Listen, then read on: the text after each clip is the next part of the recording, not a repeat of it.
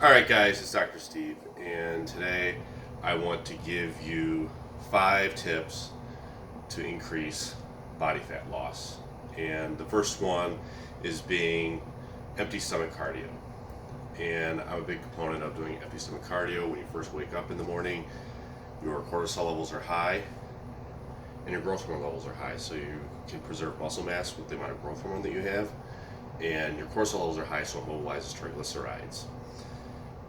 A big thing right now is doing HIIT, high intensity interval training.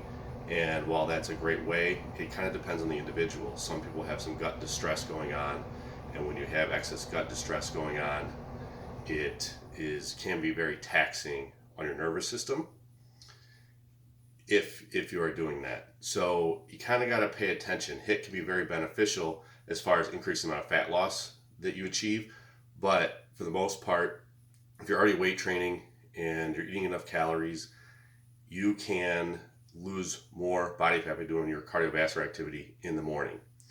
And you got to be careful with that high intensity interval training and paying attention to what's going on, because if you're tired all the time and you lack energy, your adrenals might be taxed, and that's going to inhibit your or impede on your fat loss.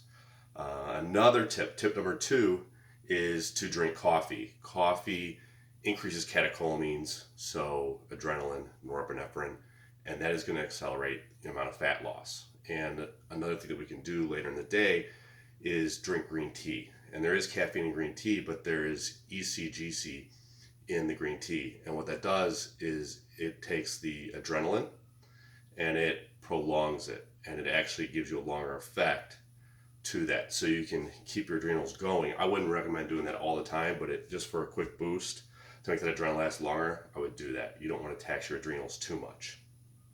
That brings us to tip number 3.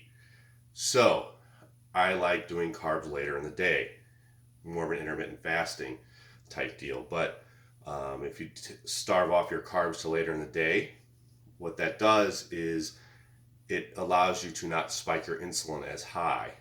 And if we can eat proteins and fats in the morning, keep our insulin levels low, that's going to allow us to burn more fat. So, just like I said earlier about doing the cardiovascular activity in the morning, our cortisol levels are high in the morning, our growth hormone levels are high, it helps you preserve muscle mass.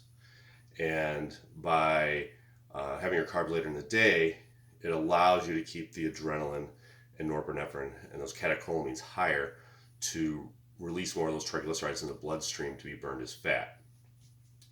Tip number 4 is nutrient timing.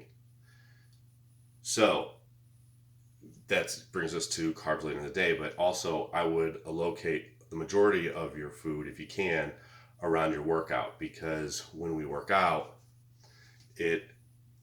resistance training being, it increases GLUT4 receptors in the muscle tissue and allows you to utilize glucose better. So those carbs that you're eating will actually be shuttled into the muscle tissue and be used for repair instead of possibly being stored as body fat.